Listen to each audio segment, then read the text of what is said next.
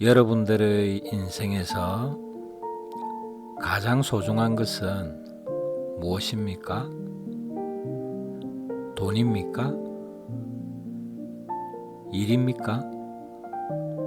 아니죠. 가장 소중한 것은 가족이겠죠. 돈을 버는 것도 가족을 위해서고, 일을 하는 것도 가족을 위해서겠죠. 그리고 가족 중에서도 자녀가 있는 부모들은 우리의 자녀들이 가장 소중하겠죠. 그런데 그런 소중한 우리의 자녀들이 겉으로는 멀쩡해 보이는데 혼자 벼랑 끝에 선 기분으로 외롭고 힘들어 하면서도 부모에게는 표현하지 않고 있다면 어떻게 해야 될까요? 표현을 안 하니 부모들은 아무것도 모르고 있고 아이는 숨어서 혼자 울고 있다면 부모라면 누구나 자신의 아이들을 사랑하고 어엿한 성인으로 성장하기를 원하겠죠. 그러기 위해서는 아직 자아 확립이 되지 않은 청소년기에 부모의 역할이 가장 중요합니다. 오늘 이 영상을 끝까지 보신다면 아이들과 진정한 소통을 하는데 많은 도움이 될 거라 생각합니다. 우리 아이들이 가장 힘들어하는 원인 중 하나가 바로 부모의 무관심과 정서적 거리, 쉽게 말해 세대 차이입니다. 말이 안 통한다는 거죠. 그래서 말을 안 한다는 겁니다. 예를 들어보겠습니다. 한 청소년이 있습니다. 겉으로 보기에는 아무 문제 없는 평범한 학생입니다. 학교도 다니고 친구도 있고 집도 있습니다. 그런데 이 아이는 매일 밤 이런 생각을 합니다. 내가 이 세상에서 사라져도 누가 슬퍼할까? 왜 이런 생각을 하게 되었을까요? 이 아이는 가난하지도 않았고 폭력을 당한 것도 아니었습니다. 단 하나의 이유는 부모의 무관심이었습니다. 또 예를 하나 볼게요. 한 중학생이 있었습니다. 이 아이의 부모는 열심히 돈을 벌었습니다. 좋은 학원도 보내고 좋은 옷도 사줬습니다. 부모는 늘 이렇게 말했습니다.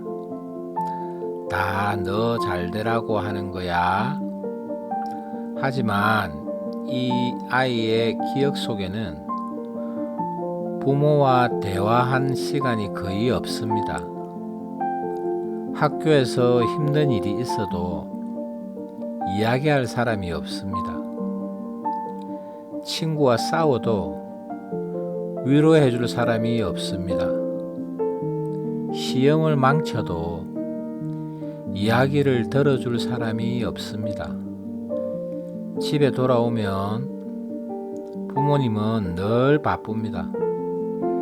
휴대폰을 보다가 TV를 보다가 일을 하다가 그리고 아이에게 하는 말은 항상 이것뿐입니다. 숙제했니? 공부는 했어?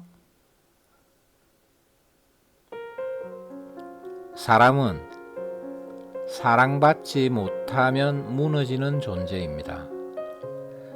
특히 청소년은 아직 마음이 완전히 성장하지 않았기 때문에 관심과 사랑이 없으면 자존감이 쉽게 무너집니다. 이 아이의 마음 속에는 어느 순간 이런 생각이 자리 잡습니다. 나는 중요한 사람이 아닌가? 나는 사랑받지 못하는 존재인가? 내가 없어도 아무도 신경 안 쓰겠지? 그리고 이런 생각은 점점 깊어집니다. 문제는 부모는 이 사실을 모른다는 것입니다. 부모는 이렇게 생각합니다. 나는 최선을 다하고 있다. 먹여주고 재워주고 학교 보내는데 뭐가 문제지? 하지만 아이가 원하는 것은 그런 돈이 아니라 관심이었습니다. 아이들이 부모에게 원하는 것은 거창한 것이 아닙니다. 단지 이것입니다. 내 이야기를 들어주는 사람, 내 편이 되어주는 사람, 내가 소중한 존재라는 걸 알려주는 사람. 부모가 하루에 단 10분만 아이의 이야기를 들어줘도 아이의 마음은 완전히 달라집니다. 부모의 역할은 아이의 인생을 대신 살아주는 것이 아닙니다. 아이의 마음이 무너지지 않도록 지켜주는 것입니다. 세상은 언제나 아이를 시험할 것입니다. 친구 문제, 학교 성적 문제, 왕따 문제, 많은 문제들이 있겠죠. 이때 아이가 버틸 수 있는 힘은 바로 이것입니다. 나에게는 언제나 내 편인 우리 부모님이 있다. 어떤 심리학자가 청소년들에게 이런 질문을 했습니다. 힘들 때 누구에게 가장 먼저 이야기하고 싶나요? 놀랍게도 많은 청소년들이 이렇게 대답했습니다. 없어요. 이 말은 우리 부모들이 깊이 생각해 볼 문제입니다. 부모의 관심은 아이에게 산소와 같습니다. 산소는 보이지 않지만 없으면 살 수 없습니다. 아이의 마음도 같습니다. 사랑과 관심이 없으면 겉으로는 멀쩡해 보여도 속에서는 무너집니다. 오늘 하루 아이에게 이렇게 한번 물어보면 어떨까요? 오늘 하루 어땠어? 어쩌면 그 한마디가 아이의 인생을 바꿀 수도 있습니다.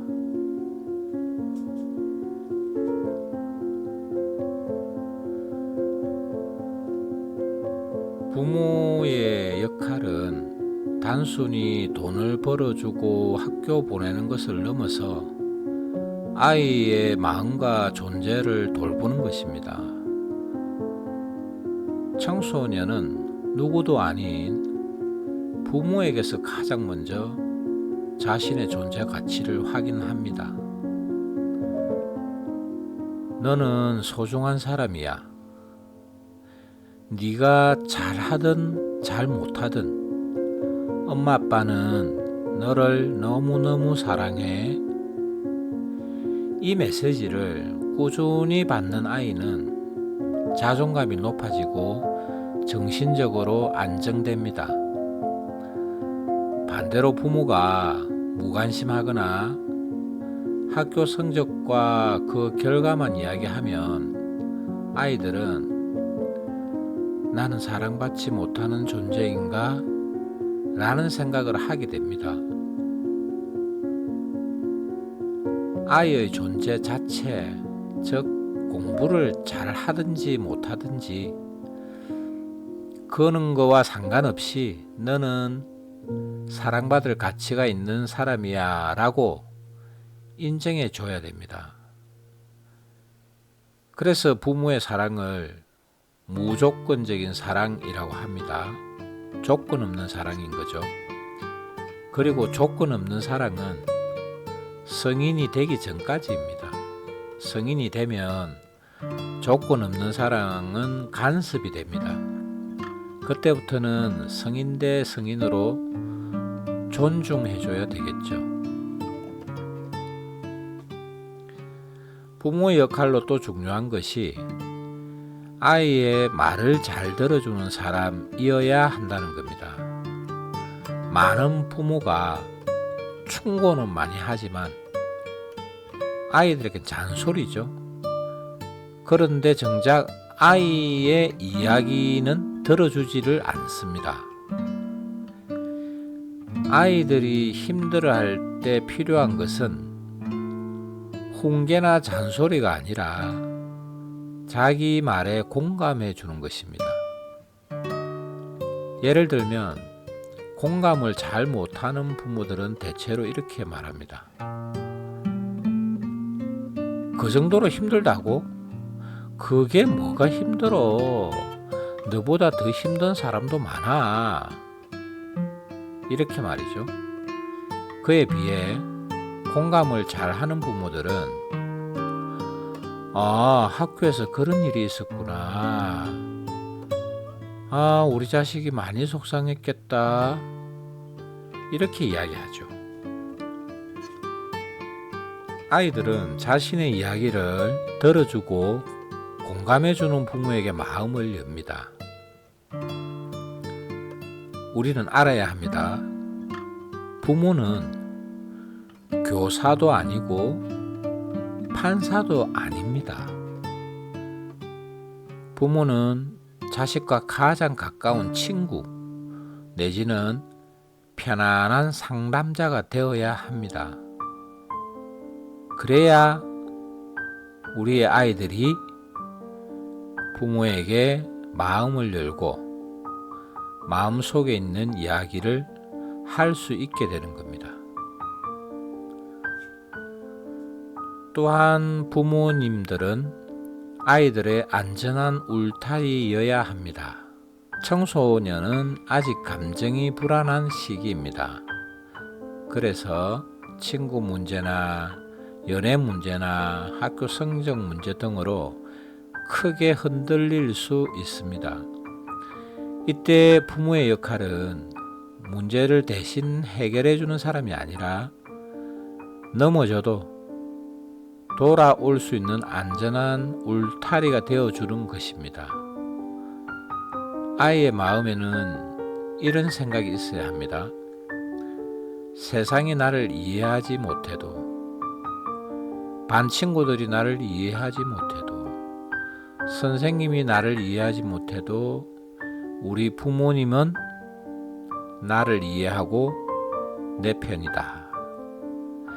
이 생각 하나만 있어도 아이는 쉽게 무너지지 않습니다.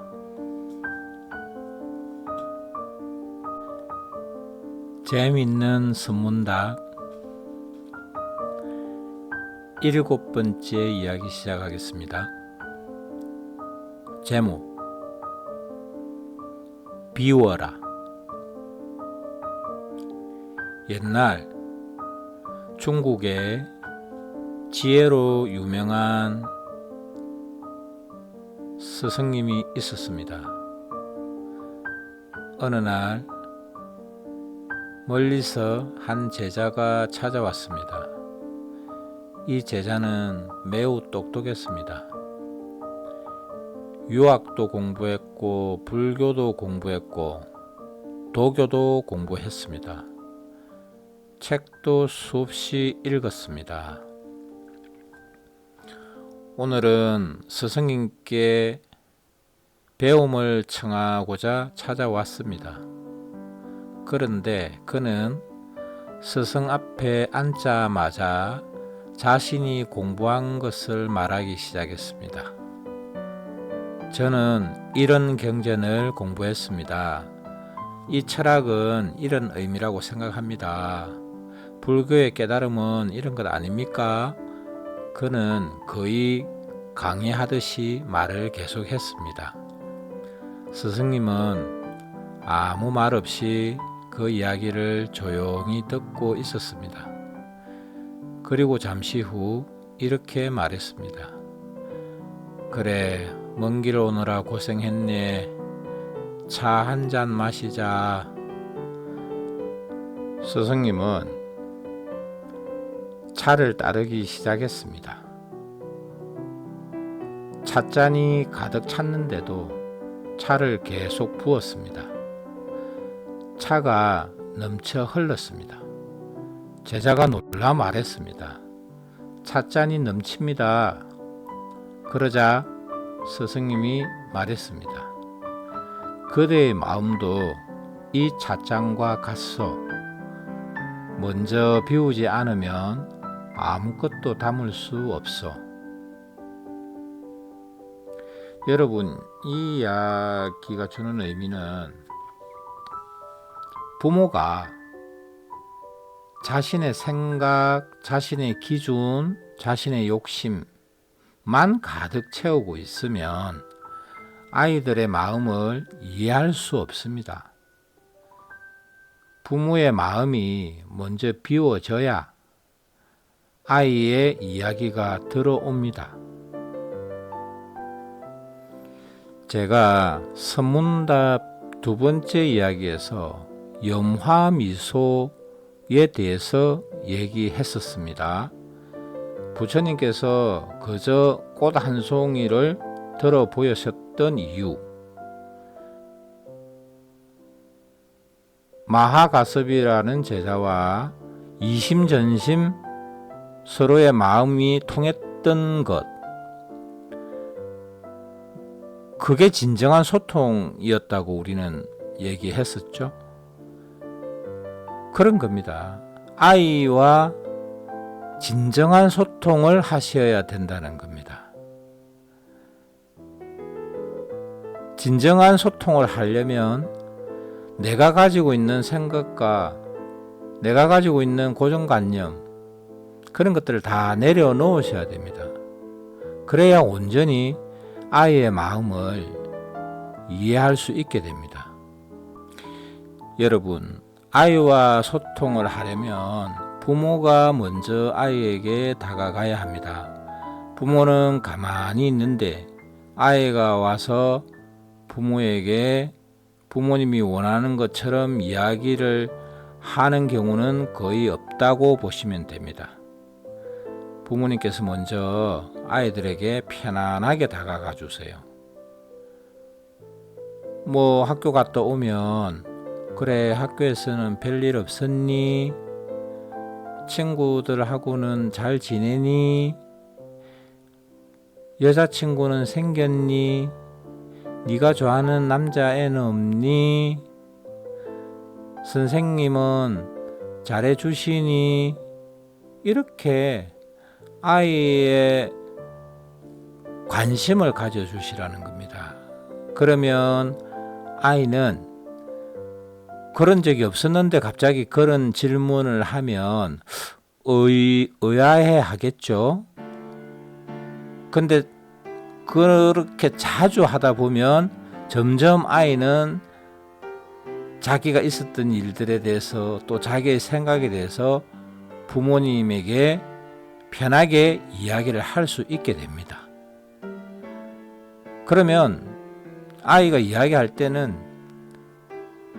잘했니 못했니 왜 그렇게 했니 이런 이야기는 하실 필요가 없어요. 그냥 그랬구나, 그랬었어, 그래서 넌 어땠어 하고 공감만 해주세요. 그것만으로도 아이는 엄마 아빠가 내 이야기를 존중해 주는구나, 내 편이 되어서 잘 들어주는구나, 이렇게 느낀다는 겁니다. 그러한 소통이 청소년기에는 너무나 중요하고 그 역할은 엄마 아빠가 주도적으로 하셔야 된다는 겁니다. 그러면 아이가 자존감도 높고 주체성도 있고 자신감 있는 그는 성장을 할 거라고 확신합니다. 여러분, 아무리 일을 성공하고 돈을 많이 벌면 뭐합니까? 아이들이 잘 못 커서 나중에 애를 먹인다면 행복하겠습니까? 왜 열심히 일을 하고 돈을 버나요? 행복해지기 위해서 아닌가요?